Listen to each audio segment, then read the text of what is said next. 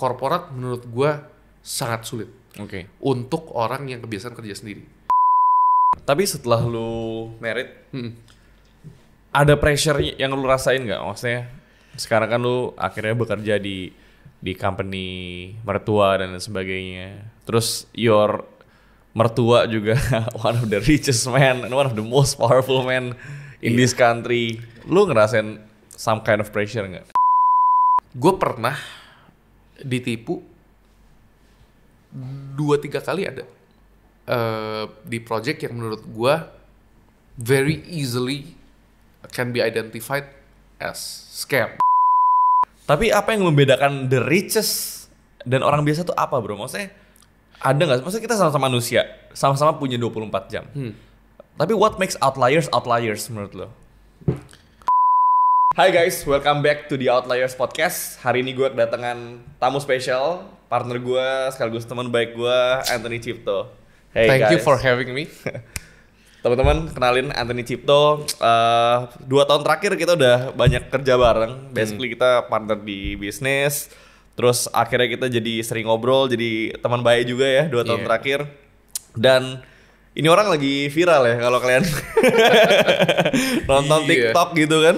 Jarang-jarang viral. Apa nih wedding nutup-nutup rodeo drive gitu kan. Jadi hari ini sengaja bro, gue undang lo nih untuk meluruskan. Iya, kita buka kartu lah. Kita buka kartu ya kepada para netizen. Sebenarnya karena gue kemarin lihat TikTok. Waktu gue lihat konten tentang weddingan lo, lu tau nggak di kolom komen kan kadang ada search yang warna biru tuh. Siapa Anthony Cipto? Kita jawab di sini ya. Gue klik. Gak ada bro video lu cuma video yang baru-baru ini lu bikin TikTok lu kan. Jadi kita coba kulik deh hari ini. Iya. Sebenarnya Anthony Cipto, kita pelan-pelan bahas dari background lu dulu lah ya. Boleh.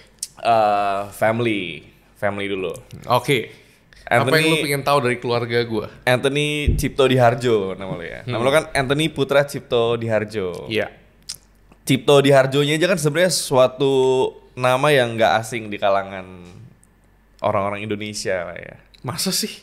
Lumayan common bro, karena kan udah IPO kan emitennya kan. Tapi kan kayaknya nggak tersorot gimana ya. Iya itu sih. FYI, gue juga banyak yang keliru. Kita lurusin hari ini, itu om gue. Iya. Tapi itu family business, Impact Pratama. I am in no way affiliated with my own family business. Gue nggak masuk sama sekali. Oke. Tapi I'm very supportive. Gue pasti kalau misalnya gue bisa bantu, gue bantu. Cuman I do not work there. Oke. Berarti Cipto Diharjo itu dari bokap lu berarti ya? Iya. Iya. Tapi kan kalau kita ngomongin tentang family, your family is basically om lu juga one of the richest man in Indonesia. Aduh, kalau misalkan gue bukan mau menyerang mainstream media, tapi apa yang lu lihat di angka Forbes itu it's not the true story lah. Kan banyak juga itu yang kayak lu punya saham berapa, it's basically paper money. Ada paper money, ada real money. Tapi I'm not trying to say that enggak atau iya, tapi it's not all clear di majalah itulah. Itu cara mereka membuat konten is how to make they make list. Kalau misalnya bisa masuk list A, B, C, D, itu kan bikin orang mau beli majalah dan pamer gitu. Iya. Nah, but basically orang ketika dengar nama lu, orang udah berpikir kayak, wah ini anak nepo baby nih, gitu kan. Maksudnya, ya wajar lah dia bisa nikahan di LA, bisa bikin nikahan semewah ini, dia nepo baby nih, kan gampang tinggal minta duit. Kan kebanyakan orang mungkin stigmanya seperti itu. Tapi sebenarnya di sini kita mau meluruskan, sebenarnya kita semua penasaran nih background story lu tuh seperti apa. Walaupun lu memegang nama seorang Anthony Cipto Diharjo, lalu lu berasal dari keluarga yang bisa kita bilang keluarga konglomerat. Tapi apakah hidup lu selalu enak bro? Lu boleh ceritain nggak? Oke, kita mulai mungkin gua sebenarnya dari sisi keluarga, gua digedein sama ibu. Ibu gua juga bisa dibilang datang dari keluarga pengusaha yang lumayan lah. My mother side of the family ada kerjaan di chemical, tapi bukan company yang go public. Oke. Gue dari kecil diajarin sebenarnya going public is not a good thing. Oke. Kenapa lu perlu involve public kalau misalkan company profitable? Oke. Of course, sekarang gue udah gede, gue juga nyadar itu nggak all true, tapi itu cuma stigma orang lama kayaknya. Why do you have to report to other people? Sedangkan kalau misalnya mau bangun family business kan sebenarnya perlu nggak perlu, tergantung kesehatan company-nya sendiri. If you need capital to grow, I think going public is a very good idea. Okay. Tapi sampai hari ini gue tahu my family does not think it's too attractive gitulah. Even though, tapi long story short, dua sisi keluarga gue nggak dari dulu bisa dibilang wow sekarang lah. Status kita dari dulu kalau misalkan kalian bisa ngecek, which I am very sure you cannot. Soalnya kita baru mulai disorot kalau misalkan kita IPO. Itu kita di mana kita buka kartu, oke, sebenarnya kita value-nya tuh segini. Tapi sebenarnya kalau kalian lihat jerih payahnya membesarkan suatu company, gue bisa dibilang dari umur 15 ke bawah lah, itu masih bisa dibilang upper middle, bukan upper gitu ya. Definisi upper mungkin yang lebih ke kalangan lu lah, Fit, yang kayak lu sekarang itu udah upper gitu, udah enak. Gua middle class bro. Gila, kalau middle class Indonesia kaya raya.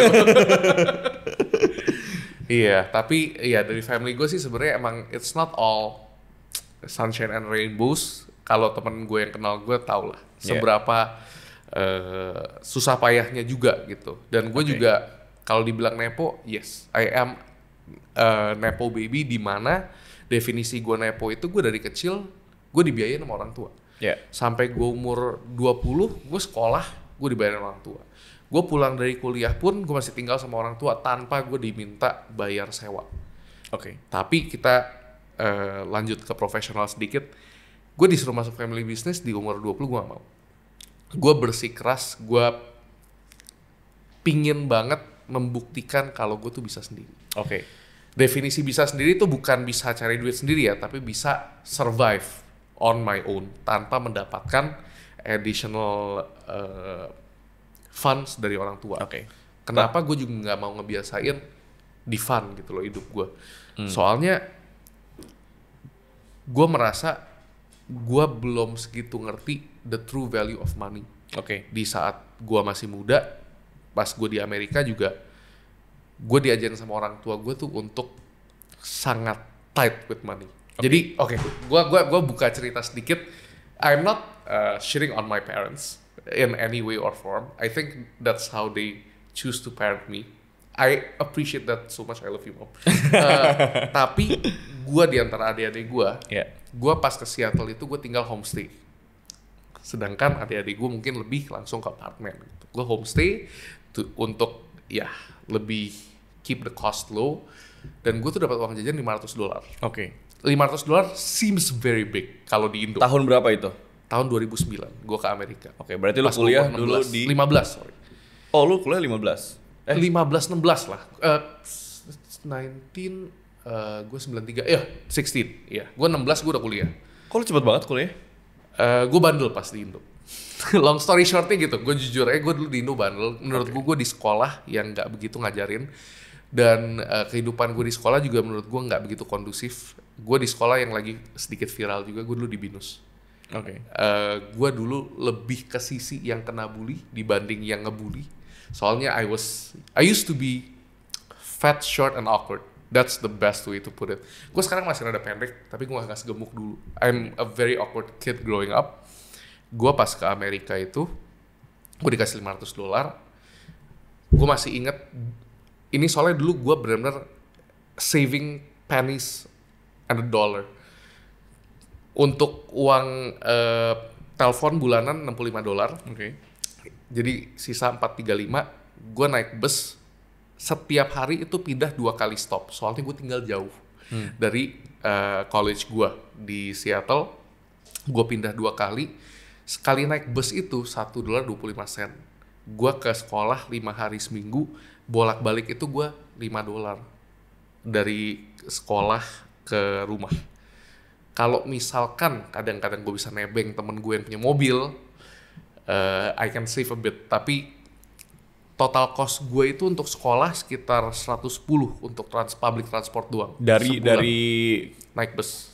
Oke, dari apa tadi allowance lu yang Yang sisa 435, gue pakai lagi 110, jadi sisa 325 itu $500 sebulan. sebulan. Oke. Tapi gue nggak termasuk bayar homestay, soalnya homestay orang tua gue bayar langsung. Oke, lu dulu kuliah di mana? Di Seattle? Gue mulai di North Seattle Community College, terus Oke. gue pindah ke Seattle University. Oke. Iya. Tapi dari $325 itu, lu harus survive 30 hari, basically spending gue harus $10 lah. $10 tuh quite difficult. Iya. Homestay gue nggak tiap hari ngasih makan. Cuman kalau misalnya mereka ada extra food, I'm given food that they cook. Tapi kayak sekarang $10 kayak udah gak dapet apa-apa ya. Oh, $10 sekarang nggak bisa. Pizza. McDonald dollar menu aja udah lepas kan, udah nggak ada. Iya. Tapi zaman dulu, iya, gue makan tuh bisa makan chicken nugget pakai nasi gitu. Oke. To save cost. Dan gue di sana juga di mana gue belajar masak. I found my first passion in cooking karena it's a requirement. Gue kalau misalnya gue nggak masak, gue dulu suka beli rotisserie chicken dari Safeway. Dulu harganya $4.99, gue masih ingat banget. $4.99 itu rotisserie chicken, gue bisa masak untuk makan 5 kali. Soalnya abis gue suirin daging ayamnya, tulang ayamnya pun gue pakai buat bikin sup. Gue belajar otodidak itu semua. Berarti lu di US dulu berapa tahun? Sekitar Gue 4,5 tahun, soalnya gue ada high school completion. I didn't finish high school, gue high schoolnya itu bareng college, jadi kelasnya tuh digabungin gitu loh. ya, which is ketika lu dulu di US, waktu lu kuliah, lu ketemu juga your wife yang sekarang. During holiday, yes. During holiday, bukan ketika kuliah. Bukan ketika kuliah. Jadi waktu itu ceritanya lumayan lucu. Gue dikenalin sama my now wife by my cousin Philip. Oke. Si Phil ini ngenalin gue di LA pas gue lagi visit dia lagi ngeliatin sekolah. Gue happen to be there. Phil ngajak gue, yuk hangout. Gue lagi sama teman gue 1 orang. Itu Clarissa. Oke. Di situ gue pertama kali ketemu, gue jadi cerita relationship dikit, sorry, masih honeymoon banget. Kalau lu mau stop talking about relationship, please Oke. stop me. Santai. Go on. Tapi iya, pas zaman dulu itu gue masih, jadi gue tuh mulai nurunin berat badan. Gue dulu 93 kilo by the way. Oke. Just so you have a picture, gue 93 kilo, tinggi gue 153. Wah. Jadi itu gue umur obesitas ya. Iya, gue tuh 17 tuh gue belum puber. Size celana gue 38. Jadi gue selalu beli celana tuh diskon, very cheap. Tapi panjangnya udah pasti gomber banget. Jadi gue gulung. Jadi kayak lu donat. pertama kali ketemu Clarissa, Gua masih waktu lu 93 kilo. Yes. Damn. Yes. Oke. And saudara gue tuh suka bercandain gue lah, yang kayak ya lu ini tuh lu sweet gitu. Clarissa salah satu orang yang pertama kali belain gue sebagai cewek yang cakep. Kalau lu dulu gendut jelek, lu kalau belain cewek cakep, lu ingat gak sih seumur hidup? Gue benar-benar tuh ingat yang kayak film nih kan, jangan bercandain dia gimana deh, dia kalau kurus bisa ganteng loh. Oh. Dan terbukti ganteng nih itu sekarang langsung nih. ketato di hati gue yang kayak oke, gue bakal kurus.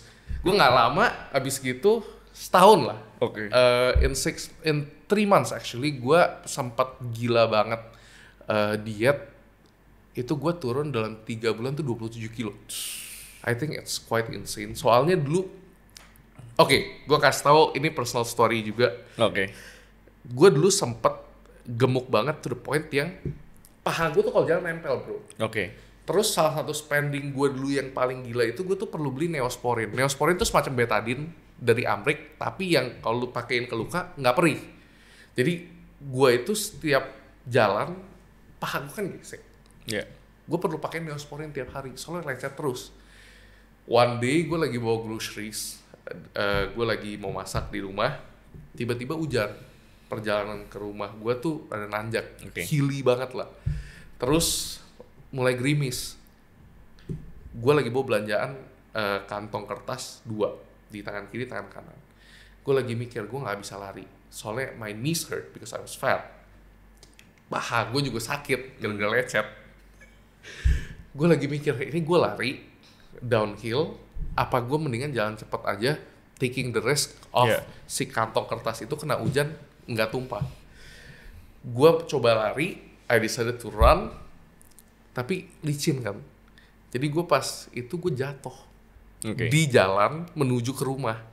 Gue jalan, gue masih inget gue jatuh itu gue ketusuk di mana ya? Ini masih ada kayaknya. Gue ketusuk sama botol pasta, saus pasta yang jatuh gara-gara gue jatuh abis coba lari itu. Oke. Di situ menurut gue itu all time low hidup gue di saat remaja. Di situ gue yang kayak oke, gue mesti berubah. Berarti Gue mesti kurus. saking gemuknya lu nganggep itu kayak semuanya going downhill from there ya? Iya, itu udah rock bottom. Menurut gue Oke. itu rock bottom, benar-benar gue udah ketusuk. Gue mesti satu persatu bawa barang belanjaan dari lantai di depan rumah gue itu masuk ke rumah, berapa kali trip di bawah hujan. Seattle tuh kota yang hujannya tuh 3-4 hari seminggu. Iya. Jadi di situ gue benar-benar kayak oke, gue mau kurus. Yeah. Gue benar-benar bertekad bulat, gue bakal diet gila-gilaan dan olahraga. Oke. Iya. Berarti dari situ lu akhirnya berubah. Berarti lu mulai kurus di Amerika ya? Waktu Di lu balik Amerika. Indo lu udah... Pas gue balik Indo gue udah kurus. Oke, sekarang kita masuk ke cerita lu waktu lu selesai kuliah dari Amerika, lu balik ke Indonesia. Boleh. Lu tadi bilang lu menolak working in a family business. Padahal kan itu sebenarnya semacam, kalau mungkin zaman sekarang ada namanya orang lahir with a, apa ya? Silver spoon ya. Silver. Bahkan lu golden spoon gitu bisa dibilang kan. Iya. Tapi kenapa lu memutuskan untuk justru starting your own career, starting dari bawah lagi? Kenapa bro? Kayak kan maksudnya ada jalan pintas di sana gitu. Menurut gue, jadi turning back to my previous story, my greatest pleasure or happiness in life never starts with a very comfortable moment. Oke. Gue kalau misalkan waktu itu gue masuk family business, menurut gue set banget. Gue aman aja gitu. Nggak ada aspiration sendiri, tapi gue udah ngikutin jalan yang udah terbentuk. Ibaratnya lu udah bisa pakai Google Map. Gue udah tahu gue bakal kemana, nyampainya kapan. Oke. Kira-kira tuh udah jelas. Tapi gue juga salah satu orang tuh yang punya ADHD. Gue sangat bosenan. Gue kalau nggak tertarik sama sesuatu, gue nggak bisa pay attention. Oke. Salah satu kerjaan yang pertama kali gue di offer itu kalau nggak ke pihak bokap, ke pihak nyokap. Pihak bokap gue jualan plastik, pihak nyokap gue jualan chemical. Pihak bokap nih MPC. Iya. Impact. Iya. Pihak nyokap lu boleh sebut nggak nama company apa nggak bisa? Clue deh, clue. Oke, clue. gue kasih clue. Kalian soalnya bisa langsung cari. Yang logonya Pac-Man di pick ada kantornya tapi itu cuma kantor cabang. Oke. Sebenarnya itu kita cuma distribusi B2B sih. We are quite big in Southeast Asia. Oke, berarti kalau kalian lewat PIK ada gedung ya, Iya. ada logo Pac-Man-nya. Yang ada logo itu, Pac-Man itu bisnis, family business lah family ya. business juga. Iya. Oke. Tapi gue yang pingin coba kerja sendiri. Gue pingin tahu gue tuh sukanya tuh ngapain sih. Oke, berarti gua samsat sedikit bro. Iya. Lu dibilang nepo baby itu bukan karena lu terima trust fund kan? Enggak, gue gak terima. Berarti lu nggak ada trust fund sama sekali. Gue ada dibantu sama orang tua. Jadi, oke, in all fairness, I think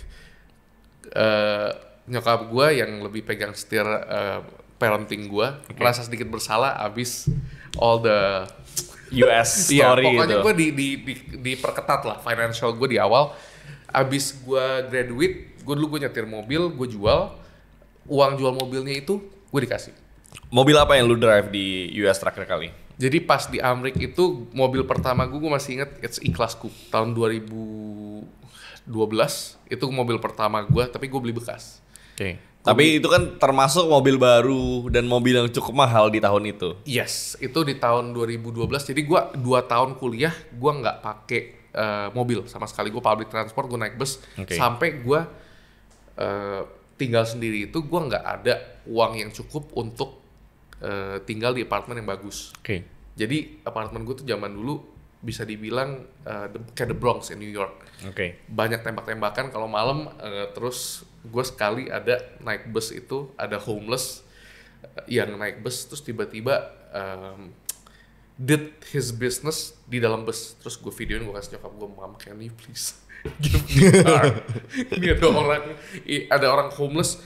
Jadi membuang kotoran itu sampai di busnya tuh ada aliran gitu. Gue kayak I really need a car gitu. Cuman abis gue begging for a lot of months, gue baru dikasih. Oke, berarti first car lu di US, Mercy E-Class. E-Class. Setelah itu CLS. Gue ganti di tahun terakhir gue, my grades were picking up. Not as good as my parents want, but tapi gue dikasih ganti mobil ke CLS. CLS. Oke, itu waktu lu jual berapa tuh value-nya? Gue masih ingat itu sekitar 72.000 US dollar. Iya. Berarti kalau di Indonesiain sekitar 1 miliar lah. 1 miliar. Oke. Di currency saat itu ya. Iya. Iya, 1 miliar. Berarti lu ibaratkan lulus kuliah, graduation gift lu adalah 1 miliar itu lah ya, Iya. anggapnya gitu. Iya. Oke. Lu balik ke Indonesia dengan 1 miliar hasil jual mobil di Amerika itu, apakah lu langsung invest seperti sekarang, atau lu ada kerja dulu? Gue kerja. Jadi gue sempat kerja ngikutin salah satu mentor gue. Oke. Yang kemungkinan anaknya juga bakal nonton ini. Gue dulu sempat dididik di property consulting. Sorry banget gue gak bisa sebut nama. Gue takut gak enak. Oke. Gue belum minta izin. Tapi dia ngajarin gue for 3 months. Gue dibawa sama bisa dibilang teman bokap. Tapi dia itu very generous. Bisa dibilang gue nanya-nanya soal kerjaan sebagai anak umur 20, dia tuh yang kayak ya udah kamu besok masuk kantor aja. Itu menurut gue nggak count as nepo baby, soalnya gue kerja ke keluarga orang lain. Gue nggak digaji. Gue bilang gue di sini cuma pengen bantu apapun hal admin yang bisa gue bantu. I'm willing to work. Ini apa nama company? Nggak ada. Jadi dia nggak ada. Kalau gue sebut nama company langsung ketahuan. Pokoknya dia punya mall. Dia punya ada mall, hotel dan banyak properti lah di Indo. Oke. Tapi nama company-nya Inisial. C Group. C Group. Oke. Iya. Gue diajarin selama 3 bulan, tapi setelah 3 bulan gue coba belajar, the gap of skill level itu gue nggak bisa nangkep. 80% apa yang dia ngomongin gue tuh masih nggak nangkep. Soalnya gue beneran baru fresh grad, gue dari dulu juga nggak pernah punya working experience. I find it very difficult to keep up with someone at such a high level. Itu bisa dibilang top 10 property player Indo lah. Oke. Gue bilang, Om, saya izin, saya minta kerja ya, profesional. Saya taruh di mana aja, tapi saya pengen belajar properti. Yeah. Kenapa gue pertama pilih properti? Gue benar-benar cuma dari baca buku, gue ngelihat aset orang-orang terkaya di dunia semua punya properti. I think it's a good place to start. Gue juga suatu hari pasti bikin rumah. Gue banyak dengar cerita orang kalau pas bikin rumah itu banyak dibohongin. Yeah. I am just gonna start there. Suka nggak suka, gue cobain dulu. Yeah. Gitu sih. Tapi yang lu pertama kali kerja di property consultant berarti ya? Iya, gue dulu kerja di Cushman & Wakefield. Gue dulu demen banget sama orang namanya Tim Ferriss. Dia Ini tuh 4 hours work week ya? Iya, dia tuh menginspirasikan gue di salah satu podcast guest dia. Gue tuh salah satu orang yang sempat bangun jam 4.30 every day for 1 year straight. Pas gue di Cushman. Oke, dan lu lakukan itu juga? Gue lakuin itu, soalnya gue pingin nge-gym jam 6 pagi di Fitness First. Gue bangun pagi, siap-siap di rumah, nyetir, biar gak kena 3-in-1.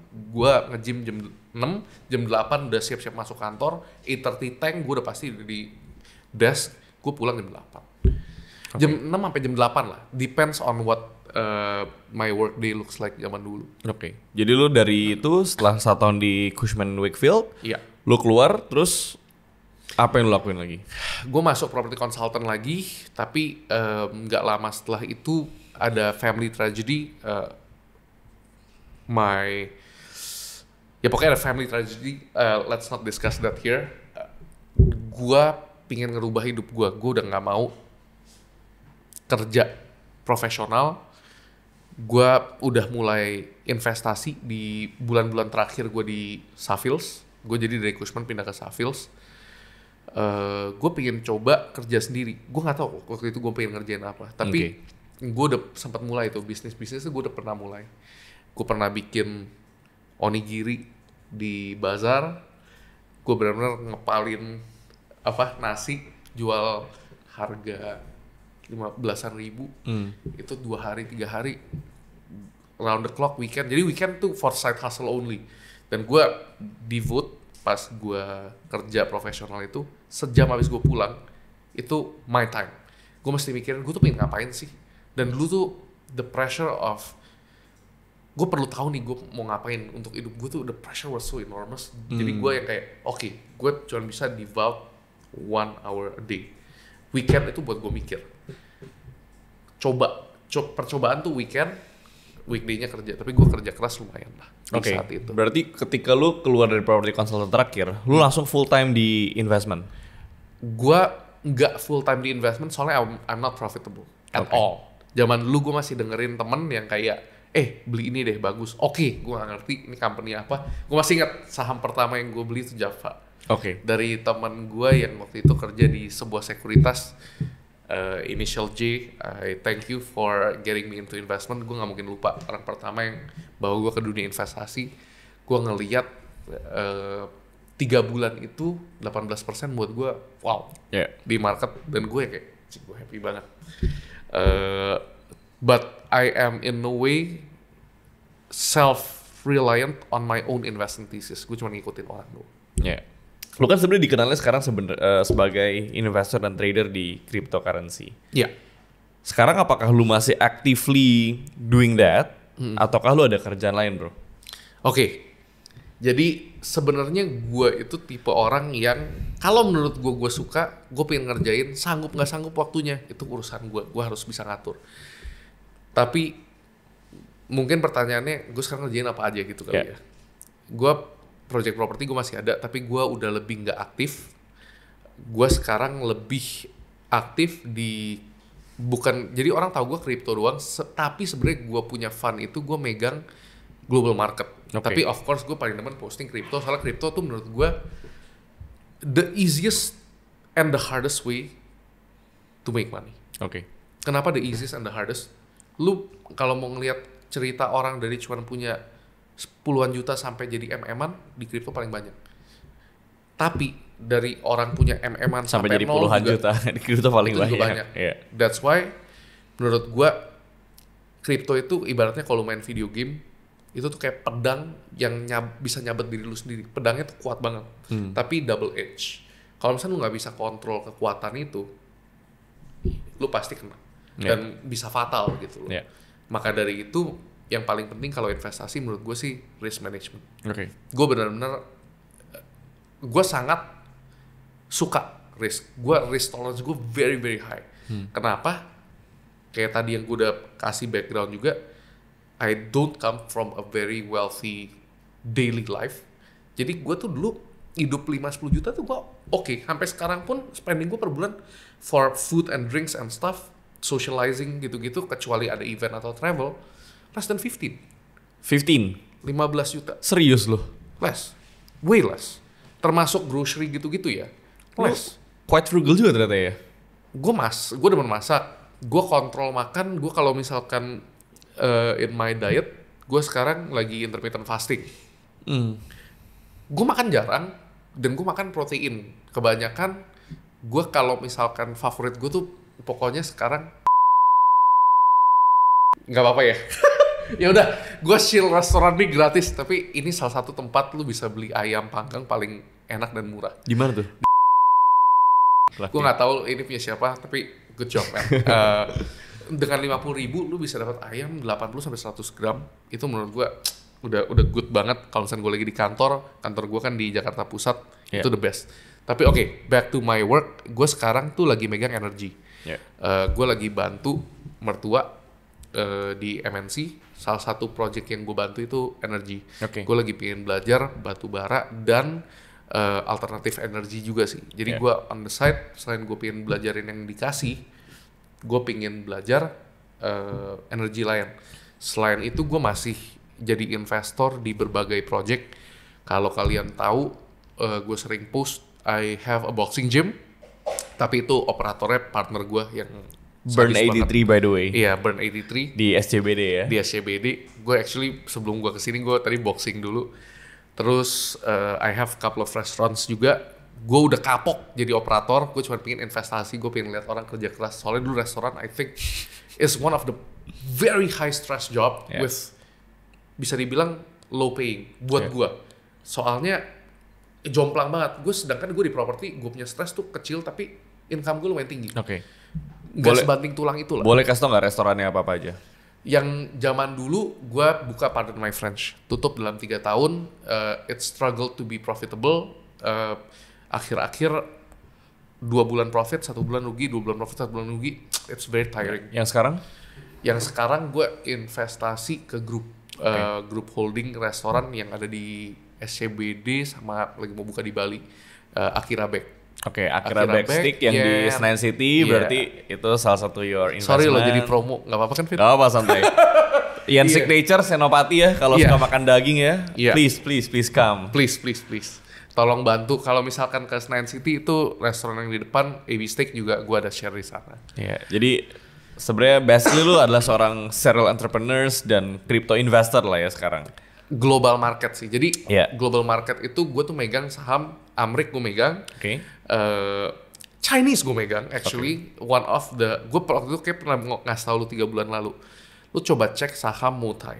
Moutai itu alkohol nomor satunya China.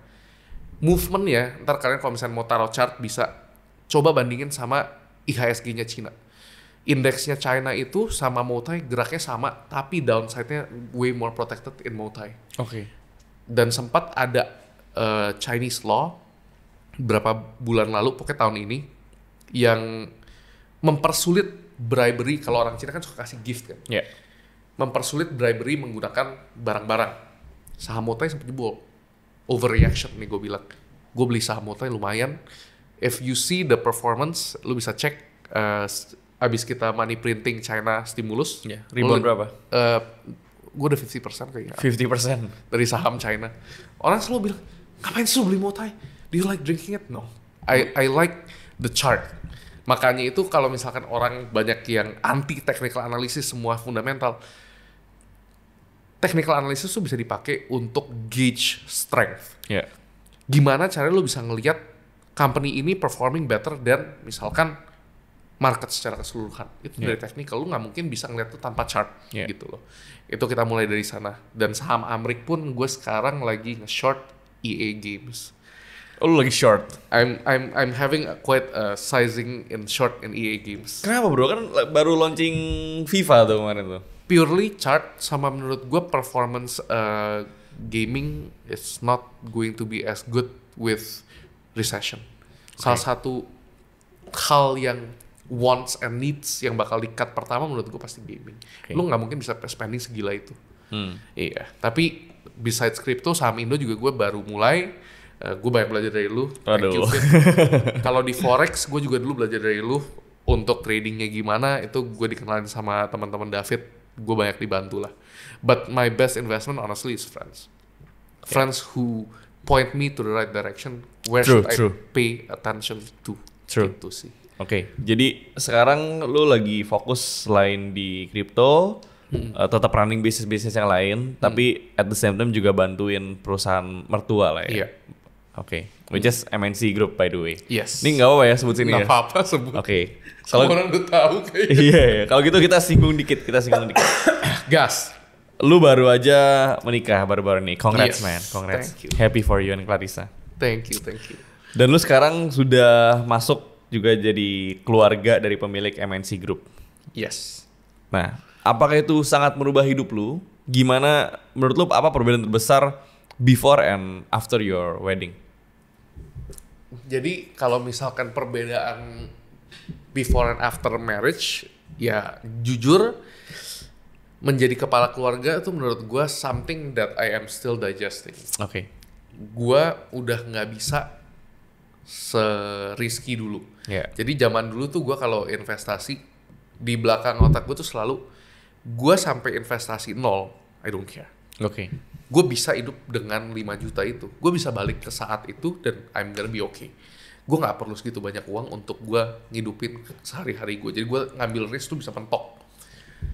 Tapi sekarang gue udah mikirin gue pengen punya keluarga. Oke. Dan gue juga mau menafkahi istri gue. Walaupun dia have her own income. We are a double income family. Tapi gue selalu pengen menafkahi istri. Soalnya itu menurut gue salah satu pedoman dari Bible. I am quite religious. Yeah. Dimana apapun yang diajari sama ayat Alkitab, gue pegang. Maupun dia udah punya uang, harus gue yang iniin. Kebutuhan rumah dan sehari-hari, I need to be able to survive. Cold money gue tuh 2 tahun panjangnya. Jadi gue gak boleh sentuh itu. If I have more than that, that's my playing field. Jadi gue sekarang nggak bisa investasi itu cuma mikirin diri sendiri. Dan kalau misalkan gue stres zaman dulu sebelum gue married, gue stres sendiri, gue bad mood sendiri. Dan gue kalau bad mood tuh gak bisa dia ngomong. Gue pasti nggak fokus. Gue lagi mikirin gue lagi float, misalkan one of my biggest float this year was minus 200.000 gitu. Lagi floating posisi loss, gila-gilaan. Itu udah pasti ngomong tuh kadang-kadang yang masuk 30-40%. Gue lagi mencoba investasi dengan size yang lebih kecil. Tapi kalau misalkan gue lagi down, gue nggak boleh be a lesser husband to my wife. Yeah. Soalnya itu nggak fair ke dia dong. Masa lu gara-gara kerjaan, dia kerjaan juga stres. My wife is a way harder working woman than I am. Okay. And I really admire her for that. Gue juga sangat support dia kerja. Dia sangat bisa misahin stres kerjaan sama stres di hubungan lah ya. Iya. Tensionnya tuh nggak pernah spill over. Sometimes ada, cuman mostly she controls it better than me. Yeah. Gue pingin bisa begitu juga. It's only fair if I can do better. Di situ gue yang kayak, oke, gue sekarang udah perlu diversify. Nggak semuanya tuh mesti risky aset. Gue lebih pingin nyari. Makanya kemarin kita kan, lu bantuin gue nyariin gue project yang stable income gitu-gitu. Gue pingin stable income-nya tuh cukup luas, dimana gue nggak usah narik balance dari investment gue yang naik turunnya tuh luar biasa. Agree. Iya. Jadi itu perbedaan nomor satu. Kedua, kerja di korporat menurut gue sangat sulit. Untuk orang yang kebiasaan kerja sendiri. Gue kerja jujur cowboy. Kalau misalkan ada apa, gue demen ngerjain sendiri. Tanpa koordinasi dengan tim atau koordinasi dengan partner. Partner gue juga mempunyai the same kind of understanding, di mana gue boleh melakukan segini banyak hal. Kalau misalkan udah spill over my range of actions, gue perlu minta izin yang kayak, gue begini menurut lu gimana? Asal gue masih within my range of action yang gue boleh ambil, enak gitu loh. Gue tuh boleh tabrak kiri kanan. Yang penting kita semua emang pengen majuin bisnisnya. Kalau kerja di korporat besar seperti ini, menurut gue yang sulit itu gimana caranya lu gerak tapi bareng. Ibaratnya dulu gue tuh suka rowing. Rowing itu lu kalau misalkan tim nggak in sync, nggak jalan jalannya cepat, pasti jauh lebih pelan. Dibanding dengan tim yang lebih lemah tapi kompak, itu jauh beda. Dan gimana caranya sih lu bisa nggak cowboy gitu loh. Dan gue ada ego yang lumayan gede, gue berani buka di sini untuk merendahkan diri dan accept orders. Itu menurut gue nggak gampang juga. Kadang-kadang masa sih ini bener jalannya begini, tapi gue cukup tahu limitasi gue. I'm a very self-observant person, di mana misalkan kita mulai gali dengan fleet segini untuk mendapatkan batu segini banyak, dan kita bisa jualan. Kalau misalnya gue ada differing opinion, gue selalu nyatet di notebook gue yang gue nggak bawa hari ini. Kalau kalian pernah meeting sama gue tuh paling sering bawa Kindle merah itu Kindle kan. Kindle sakti gue itu. Gue selalu nulis, menurut gue nggak. Menurut gue harusnya kita pakai fleet yang lebih besar, kita jualan begini, kita gini. Gue cuma nge-track aja yang menurut gue beda apa, dan gue ngelihat 2-3 bulan ke depan apakah decision gue was the correct one. Apakah itu resultnya would have been different in a good way or in a bad way. Kalau misalnya gue masih salah, then be more humble and take orders from your boss. Gue kerja masih sekarang ada bos, cuman gue juga dikasih kebebasan untuk melakukan hal-hal seperti inilah yang ngejar passion sendiri bisa dibilang. Jadi lu sebenarnya nggak fully corporate lah ya sekarang ya? Corporate plus bisa dibilang. Jadi gue corporate ada, tapi gue masih ada kerjaan di asosiasi, gue masih ada kerjaan ngurusin investasi, kadang-kadang ada di partnership kita juga, kita punya investment group kan. Itu gue masih dikasih. Selama enggak reduce my performance working in a corporate environment. Tapi setelah lu married, ada pressure yang lu rasain nggak? Maksudnya sekarang kan lu akhirnya bekerja di company mertua dan sebagainya. Terus your mertua juga one of the richest man and one of the most powerful man in this country. Lu ngerasain some kind of pressure nggak? Luar biasa pressure-nya. And how you handle it? Tapi the pressure is not coming from the family. Oke. The pressure is internal. Oke. Gue ada pressure di mana gue ngelihat orang-orang sukses itu hidupnya tuh beda. Oke. Bedanya di mana? Work ethicnya menurut gue yang dulu gue pikir gue orang kerja keras. Ternyata nothing ya. Gue nggak ada apa-apanya sih. Gue udah kayak appetizer dan dia main course gitu. Iya. Benar-benar kenapa gue cuma bisa puas kerja kayak dulu. Gue dulu kira gue kerja keras banget. Pas gue ngeliatnya kayak gila gue nyantai banget ya. Kenapa gue bisa puas dengan itu? Cuman waktu itu kalangan gue kerja di situ segitu. Jadi gue patokannya teman-teman gue. Iya. Di situ gue nyadar yang kayak oke, gue sekarang kebuka. Ini kalau misalkan gue pengen jadi someone performing at a world class level, yang menurut gue udah banyak lihat sekarang orang yang performing at a world class level, gue tuh harus gimana. Dan gue lagi slowly ramping up untuk bisa nyampe ke level itu. Even gue jujur ke istri gue, I'm very amazed. Dia kerja itu bisa dari jam 7 pagi sampai jam 10 malam. Wow. Tanpa komplain. She still works out. She has a fitness goal yang dia bakal achieve in February. I will not spill her journey. Tapi dia banyak inspiration and semuanya tuh dihajar habis. Menurut gue, it's very, very inspiring to see a lot of people working hard. Dan kebanyakan gue ke-expose sama orang yang down to earth. Down to earth tuh definisinya bukan humble atau apa, tapi humble dalam kerjaan. Lu mau gak sih turun gitu loh, turun gunung. Kalau misalkan bos itu tuh yang cuma mecutin orang. Kalau yang benar-benar leader itu menurut gue yang turun, mimpin di depan front line. Itu yang gue ngeliat, wah ternyata jadi bos tuh it's not all sunshine and rainbows. Semua orang lihat lu untuk dapat guidance dari lu. Imagine the kind of pressure orang-orang itu tuh seberapa berat. Dan jadi leader di situasi begitu, gue bakal bilang gue sampai sekarang belum bisa ngeliat gue gimana cara ke sana, tapi I'm gonna take it one step at a time. Iya. Tapi dengan semua kehidupan lo sekarang, men, lo ada ini gak sih kayak what's your greatest achievements or your greatest values? Biar orang kan nggak ngelihat cuma enak-enaknya doang gitu kan. Jadi kita coba lihat dari dua sisi mata koin. Oke. Apa yang menurut lu your greatest achievements? Apa yang menurut lu your greatest values? Oke. Let's start with the failures first. Soalnya orang pasti lebih seneng denger kalau misalkan kita tuh nggak perfect. Ya, betul. Gue pernah ditipu 2-3 kali ada di project yang menurut gue very easily can be identified as scam. Oke. Tapi di saat itu gue, jadi gue nggak demen banget sama orang ini. Tapi kalau misalnya gue nggak demen orangnya bisa nggak tahu, soalnya I just keep it to myself. Ini orang salah satu orang yang pamer-pamer gitu, teman dari college gue, dia pernah ngajak gue investasi. Dia bilang dia trading, dan gue tuh salah satu orang yang very very private. Tapi for your birthday ini gue buka. Dia tuh dulu pernah bilang dia trading crypto juga. Gue nggak pernah dulu identify in my socials as trader crypto.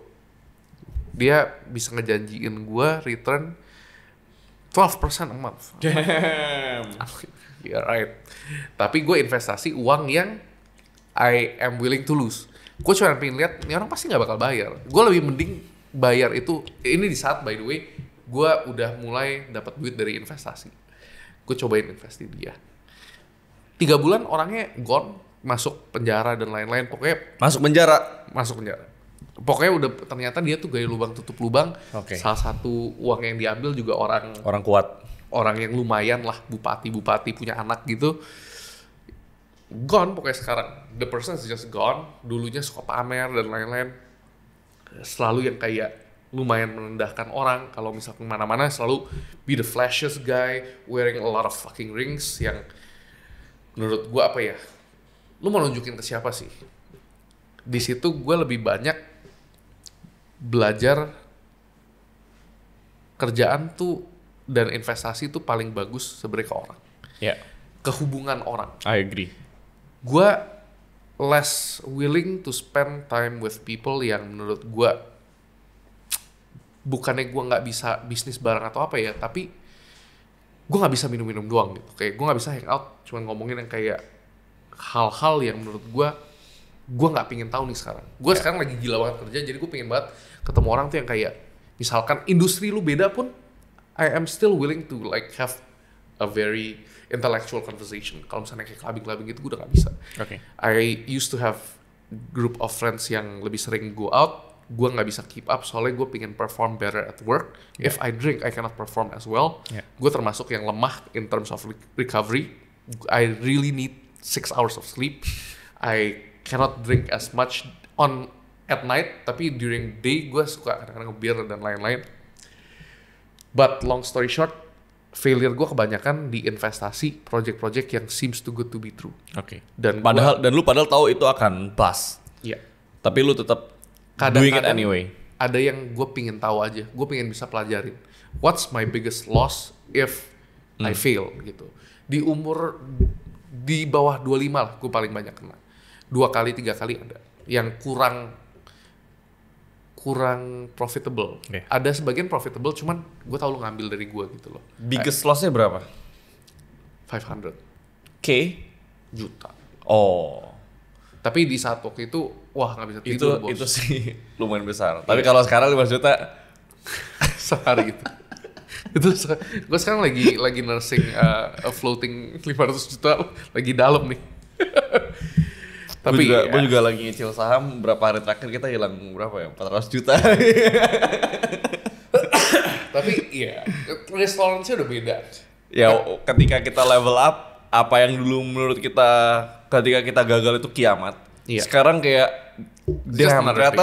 ternyata just another day gitu kan. Tapi what's your greatest achievement? Sekarang kan lu udah cerita tentang failures. Achievement saya apa? Jadi my greatest achievement mungkin bentar. Gue failure sebenarnya gue belum beres. Gue bisa dibilang gue nggak fit run restoran gue sih. Gue bisa dibilang since I'm not happy doing what I do pas di restoran itu, I don't think I'm performing 100%. Tapi gue juga ada beberapa salah pilih partner. When I'm not performing well, gue dituduh nyolong. I hate that. Gue nggak pernah sekalipun di hidup gue itu gue jadi orang yang gila duit. I think money is just a means to an end, dimana uang tuh nggak bakal bikin lu senang. It's just gonna delete unhappiness caused by lack of money. Money problemsnya hilang. Money will solve money problems. Tapi if you get to a point dimana yang menurut gue lu uangnya juga lumayan banyak, you will have another kind of problem. Dimana lu nggak tenang. Wah gila, kalau misalnya orang tahu duit itu cara jaga ini gimana, itu susah banget. Dan kadang-kadang it's a race against time. Kalau lu nggak investasi wisely, lu kemakan inflasi. Udah pasti buying power lu berkurang. Jadi kata gue mau clear up dulu, money has its own problem. Jadi kita separate di situ dulu. Gue tahu there's a lot of real problems in the world caused by money. Gue sangat sympathize sama itu. Gue juga termasuk hoki banget. Tapi going back to my failures, gue sempat dituduh. Gue benci banget gue dituduh nyolong. Gue bisa prove it sampai sekarang pun. Waktu itu gue sampai pas gue dituduh nyolong itu, I did something that I wouldn't do again. Gue refund kebanyakan investor yang lu kalau nuduh gue nyolong, gue bakal gantiin kerugian di restoran ini soalnya waktu itu belum balik modal. Gue kasih cap, lu cuman lose less than 15%, 10%. Gue balikin duit lu. Untungnya waktu itu ada sebagian yang masih support gue dan masih jadi teman gue sampai hari ini. Ada sebagian juga yang bisa dibilang lu ngelihat investasi loss, it's very not nice untuk lu tiba-tiba nuduh nyolong tanpa lu have a concrete proof. Itu gue benar-benar loser move lah kalau gue bisa bilang aja nih, itu loser move. Lu investasi harusnya lu tahu dong resikonya apa. Dan gue dari awal udah bilang, gue mau pakai ini sebagai lapangan gue belajar. Gue waktu itu gue gak mau S2, gue pengen belajar dengan cara run bisnis. Di restoran itu operating partner cuma satu, gue doang. Gue ngerjain marketing, costing, finance, management, hiring, semua gue kerjain sendiri. Maka dari itu juga kayaknya it's quite an impossible job to do. Di situ gue gagal. Gue jujur itu juga my second lowest moment. dimana gue abis refund banyak orang itu gue gak ada duit lagi. Iya. Tapi your biggest gain and your biggest wealth drivers berarti crypto. Maka dari itu gue mau gimana pun gue selalu kesian sama orang tuh yang mikir tuh crypto scam. Terus they just discount it forever. Mereka yang mikirnya yang kayak gue gak mungkin invest crypto, it's all a scam. You're missing on one of the biggest gains in the last 10 years. Apalagi aset yang performanya segila crypto gitu loh. Sekarang menurut gue udah tapering off. It's the law of diminishing return, di mana semua aset kalau market cap-nya makin gede ya lu returnnya gulungnya makin dikit gitu. Tapi crypto is salah satu yang penyelamat hidup gue tuh crypto. Sekarang pun berarti your biggest income masih datang dari crypto. Dari trading sih. Investment gue nggak cuma di crypto. I also do global market. Saham Amrik, Nvidia itu one of the dumbest investment I've ever made. Pas dia harga 400 orang bilang, wah gila ini Nvidia AI adalah, gue langsung beli di sana. Gue bilang adalah mau sampai sebodoh apa sih? Kita cobain aja right. Sampai itu bikin bearish market structure baru gue cash out dicek di Nvidia dari 400 lumayan dapat segitu. Terus sekarang gue lagi short. Gue expose posisi. Ini bukan ajakan jual atau beli, Gue short EA Games. I do not hate sports, tapi dengan situasi kondisi Amrik sekarang, it supports a lot of variables di mana short gue itu should play out quite well. Kalau misalkan orang spending powernya berkurang, inflasi naik, recession, people will not be playing games.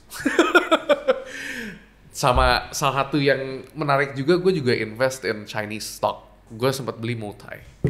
Moutai itu kalau misalnya kalian ngerti basic technical, kalian coba lihat pergerakan indeks China sama Moutai itu geraknya tuh mirip.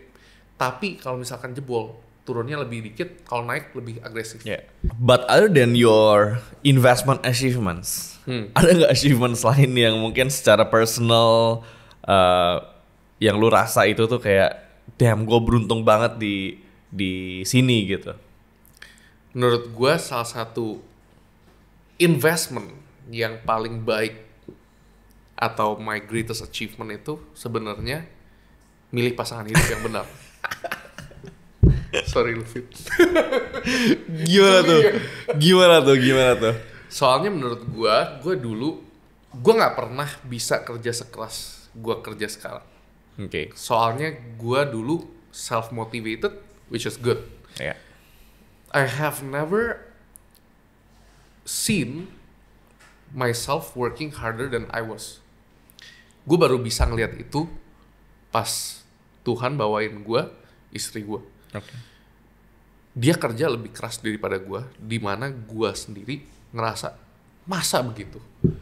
Di hubungan masa gue yang lebih nyantai-nyantai sebagai cowok enggak banget gitu loh.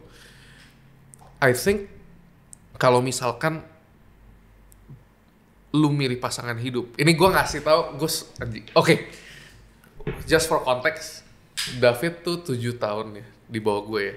Gue 24 sekarang, berarti 7 tahun ya. Iya, 7 tahun. Iya. Sebagai orang yang 7 tahun lebih tua daripada lu, gue bisa bilang one of your single most fundamental decision you really need to consider making, yang paling penting dalam hidup itu tuh milih pasangan hidup.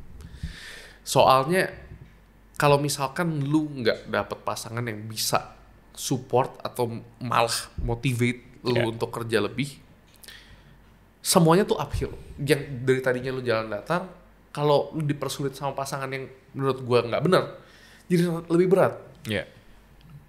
Gua kerja semakin lama berasa semakin enteng. Semakin enteng apanya? Gua bisa ngejar apa yang gua mau kejar, but at the same time, gua juga disupport kalau gua pingin ngerjain sesuatu, karena dia juga mempunyai intellectual capacity yang kadang-kadang bisa, I don't think this is good or this is good. Dia bantu gue make decision. And gue salah satu orang yang bisa dibilang very indecisive. Kenapa gue indecisive? Di investment kita try to get as many information before making a decision. Kalau di hidup kan kadang-kadang kan harus snap aja gitu kan. Itu yang kadang-kadang gue susah. Dan menurut gue kalau misalkan ya pokoknya hati-hatilah Fit cari pasangan hidup. Harus yang lu tuh benar-benar bisa be your best self without trying. Oke, but give me tips, Master. Apa nih? How to kayak bagaimana cara gua menemukan pasangan hidup yang ideal gitu. Apakah itu by chance, by luck, atau itu ada science yang kita bisa pakai atau gimana gitu kan? One of the hardest things yang lu bilang kan. Iya. Jadi kalau misalkan dari sisi kita berdua lumayan mirip di mana kita banyak investasi. Iya. Kita keseharian kita tuh ngelihat profit loss, it's a numbers game. Iya. Jadi kadang kita tuh could be very and super logical. Iya. Tapi kan cinta bukan tentang logik, bro. Enggak, maksudnya kita suka emosional. Kalau misalkan hari ini lagi down banget nih, lagi merah banget portfolio. Oh iya sih, iya sih. Tapi ketika lu sekarang married dan lu sekarang sudah mulai masuk ke lingkup yang lebih besar lagi dalam bisnis ya, karena MNC kan secara grup luar biasa besar. Lumayan. Lalu ada exposure ke politics. Lu ada nggak sih kayak some life changing advice yang lu dapetin dari circle itu gitu loh, yang mungkin lu nggak akan pernah lupa gitu? Banyak, tapi salah satu yang gua paling lu membekas di otak lu apa? Yang paling gue pengen terapin tapi gue lagi mencoba. Dari siapa nih? Dari siapa dulu? Dari siapanya ya bisa ditebak lah. Oh, jadi dari ini apa? Kalau kata Donald Trump. Aduh, tapi saya izin dulu. Advice-nya tuh bisnis itu semua dari business model. Semua dari business model. Oke. Bisa elaborate? If a business is not working out, there must be something wrong with the business model. Okay. Gimana cara lu narik customer, gimana cara apa? Itu ibaratnya kayak puzzle. Oke. This is, by the way, gue rephrase ya. Ini biar kata-katanya lebih bisa di-apply to more general cases. Yeah. Lu cobain terus. Lu kalau misalkan dari sini nggak bisa, coba putar, lihat dari sini. Apa yang lu bisa ganti? Coba lihat dari sini apa yang lu bisa ganti. Semua itu lu ganti-ganti sampai it works. Gak mungkin lu kalau misalkan udah coba segala cara, it doesn't work, then you leave it. Okay. Tapi lu coba putar semua masalah itu sampai lu ketemu business model yang pas tuh apa. If you think if you think business itu udah nggak work, you better know fast and stop putting too much into it. Karena takutnya sunk cost fallacy ya. Betul. Tapi yang gua lebih ambil dari itu tuh sebenarnya again the art of conviction juga. Tapi convictionnya bukan dalam investasi. Investasi kita pasif kan. Yeah. Kita beli, kita megang. Lalu? Ini yang gua pelajarin, he has conviction in business. In business, misalkan media. Kenapa lu bisa convince beli media di tahun, gue lupa tahun berapa MNC itu dimulai. Tapi dari nggak ngerti sampai ngerti, itu nggak gampang loh media. Lalu dari media ke tambang, yes, ke lain-lain lagi. Iya. Maka dari itu yang gue pelajarin sebenarnya, unspoken lesson yang gue pelajarin itu, semua tuh bisa dipelajarin. Itu cuman business modelnya gimana. Lu gimana caranya bisa mix and match the puzzle untuk maximize growth. Segila-gilanya growth tuh lu bisa gimana cara operate bisnis. Dan, this is the best 2-sentence advice. Banyak orang bisa jualan. Banyak orang bisa bikin bisnis. Oke. Banyak orang bisa taruh capital, put risk untuk bisa jalanin bisnis itu. Tapi sebenarnya orang paling kaya di dunia itu menurut gua yang bisa nyiptain bisnis, soalnya ngelipatnya itu infinite. Kayak contoh kasusnya ini, kalian bisa kalau misalnya tertarik bisnis-bisnis gini, Lesser Evil. Lesser Evil itu brand popcorn. Oke. Oh, gua tahu nih. Iya, berkali-kali lipat X-nya. Soalnya, again, the greatest investor is actually orang yang jalanin bisnis dari valuasinya kecil sampai gede. Dari nol sampai gede lah ya. Iya. Investor jauh lebih banyak dibanding business operator yang sadis banget. Iya. Oke. Wow. Tapi apa yang membedakan the richest dan orang biasa tuh apa, bro? Maksudnya ada nggak? Maksudnya kita sama-sama manusia, sama-sama punya 24 jam. Tapi what makes outliers menurut lo? what makes someone an outlier sebenarnya bukan dari hasil yang kalian bisa lihat di ini, tapi itu signal pertama. Dia orang kaya banget, he must be doing something right. Karena kan itu adalah result dari value yang sudah dia ciptakan. Iya. Tapi bagaimana dia bisa menciptakan value itu, gimana dia kepikirannya, gimana prosesnya. Berarti kan dia doing less stupid things dan dia menang lebih baik daripada apa yang dia kalah, makanya dia bisa jadi kayak sekarang gitu kan. Betul. Sebenarnya. Tapi apa yang membedakan, bro? Menurut gue salah satu driver orang ultra rich itu orang yang very rich investasi, tapi kalau misalnya ultra rich menciptakan vehicle investasinya sendiri. I see. Kita biasa invest di mobil, dia benar-benar nyiptain mobilnya, dia bangun mobil dari nol gitu. Itu yang menurut gue the key to be ultra rich is that. I don't think I'm there. Gue salah satu yang gue demen investasi. Yeah. Soalnya I think it's a different kind of sport. Yeah. Tapi gimana caranya lu jadi outlier? Lu harus tahu hidup mereka tuh nggak seenak yang kalian lihat di sosial media. Oke. Itu pertama. Mereka kerja jauh lebih keras dari yang lu tahu. Orang yang lebih kenal pasti tahu work ethic orang tuh segila apa. Gue bisa bilang top 3 grup keluarga, bukan keluarga yang affiliated with me, tapi ada grup luar, ya say the big family lah, it's one of the 9 dragons gitu. Yeah. Mereka kerja nggak kenal waktu. Minggu kalau misalnya ada yang meeting perlu diketemuin. Workday is minimum 6 days. Tapi apa yang bikin mereka tuh bisa kerja kayak begitu? Kebanyakan goalnya itu udah bukan stupid things like money. Money does not actually matter once you get to a certain level, and mereka punya cost tuh jauh lebih besar dibanding hal-hal yang kita bisa pikirin. Dari dulu gue ngejarnya duit. Kayak sekarang gue ngejarnya tuh legacy.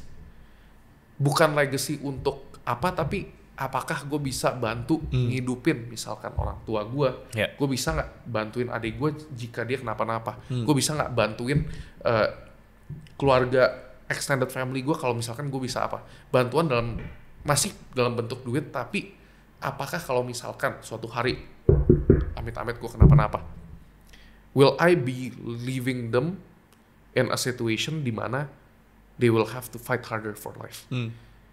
Gue pingin kerja sekeras mungkin sampai gue kenapa-napa, gue nggak bisa generate income, this is all taken care of.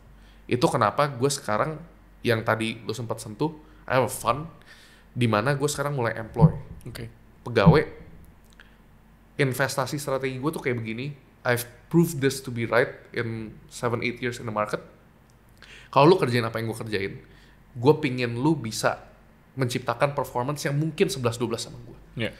Itu yang gue pingin tahu gue tuh bisa sampai mana tanpa gue harus kerja keras. Bukan gue gak mau kerja keras, tapi kalau misalnya sampai gue gak bisa kerja keras lagi, it can run automatically. Gitu sih. Berarti di level tertentu, apa yang mereka cari adalah sebenarnya legacy ya? Legacy. Tapi kalau lu ngelihat ya, all the ultra rich, traits atau mindset atau mental models apa yang mereka semua punya? Selain they are hardworking.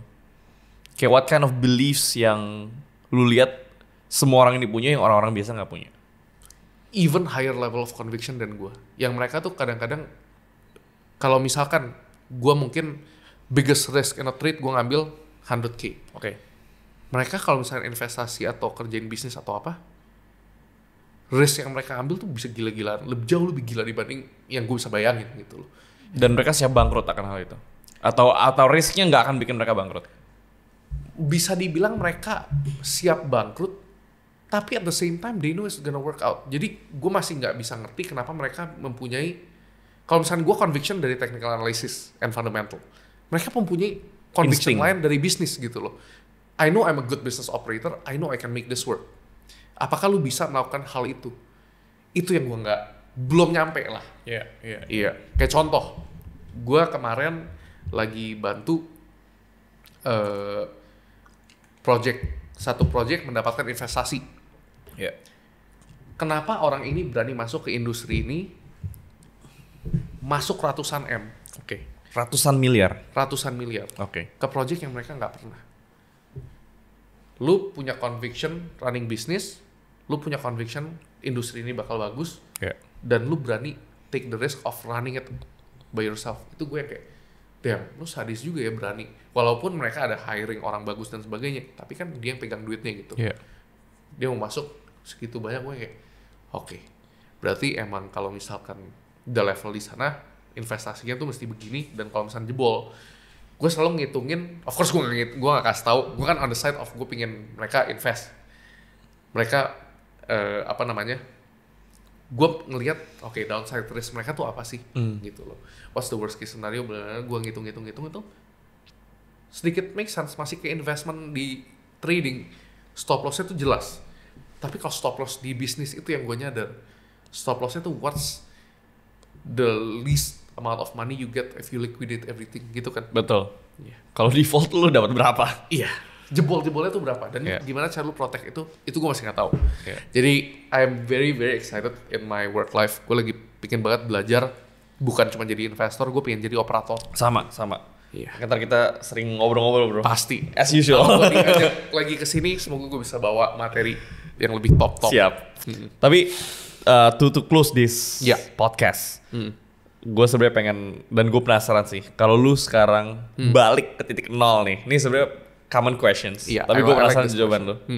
Lu balik ke titik nol, with zero capital, lu nggak bisa pakai network lo, purely based on what you know, what's your knowledge, dan wisdom yang lu accumulate berapa tahun berarti itu, berapa tahun terakhir lu bekerja. Apa yang lu lakuin buat nyampe ke titik lu sekarang lagi? Nggak ada temen gue nggak ada semua ya? Ada, tapi lu nggak boleh ask for help. Oke. As if let's say gue pindah ke negara baru. Tapi gue pindah ke Indo gitu ya. No capital. Zero. Nol total. Zero capital. Nol capital. Gue pasti nyari kerja sih, udah pasti. Gue pertama kali udah pasti nyari kerja. I need to have money dulu untuk hidup gitu kan. Kalau nggak gue gelandangan di jalan. Sampai numbersnya berapa? I think once I get to puluhan juta, itu gue udah tahu gimana cara gulung ke 100. Gue tahu gimana cara gulung ke ini. Tapi gue udah pasti masuk ke very very high risk investment. Atau jujur, bikin grup investasi tapi gue yang mimpin. Gimana caranya ya? Jujur, jualan kelas. Soalnya I think what I know now, gue nggak mau jualan kelas sekarang. Kenapa? Uangnya nggak material for me. It's time wasting, and gue nggak mau bikin materi dan sebagainya. Tapi kalau misalkan gue punya knowledge sekarang, gue bakal ngajarin orang gimana cara bikin portfolio.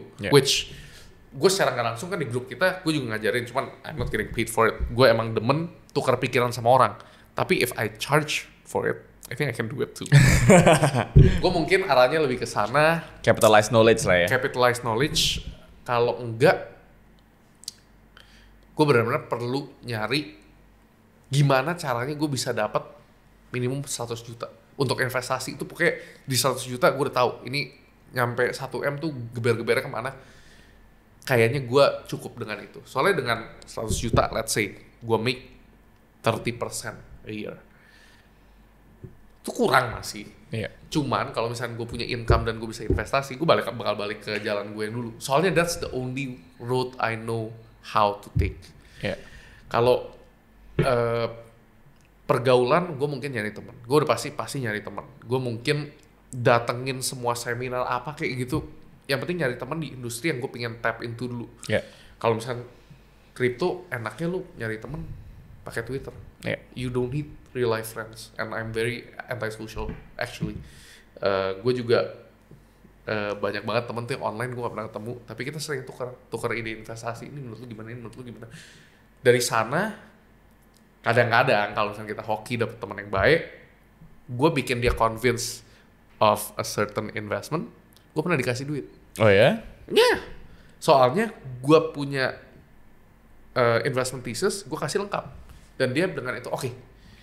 Dari tadinya gue alokasi 1%, gue jadi alokasi 5%. Pas gue suruh cash out, dia cash out, walaupun it ran a bit higher, dia bilang, oke, thank you for giving me this. Nih, gue kasih. Either dikasih kesempatan atau gue dikasih capital. Yeah. Pernah. It's not material tapi lumayan gitu. Untuk ukuran gitu lumayan. Ya. Tapi cara lu ngubah 100 juta ke 1 miliar dan 1 miliar ke 10 miliar sama-sama 10x, beda atau sama? Beda. Beda jauh. Beda jauh. Mindsetnya juga beda jauh sih. Gue kalau misalkan ke 100 juta, gue mungkin lebih take high risk. Gue tiap kali geber, gue balik ke 50 juta tuh pasti sering banget. Tapi kalau misalkan udah di atas 10 M, itu lebih playing defense. Oke. Defense-nya tuh gimana? Lu nggak usah ngejar opportunity bagus jelek, lu cari yang super bagus doang. Lu sabar. Ibaratnya trading tuh enaknya kenapa? It's like you have all the time in the world. Betul. Dan kadang-kadang orang yang beginner tuh selalu mikirnya, anjing, gue miss nih opportunity nggak bakal dapat lagi. Itu dimana gue tahu lu beginner. Yeah. You're still young in the investment world, in the investing age. Trading sama investing by the way, menurut gue sama. Gue salah satu orang yang benci banget kalau orang finance suka berantem with each other. Gue trader, lu investor, lu cupu. Gue investor, lu trader, lu cupu. It's all the same, just buy low and sell high. Or if you short, sell high and buy low. It's basically the same. Lu cuma harus mempunyai conviction untuk nebak arah market kemana. Tapi untuk gulungin 100 juta ke 1 M itu rasa satisfaction-nya jauh lebih gila.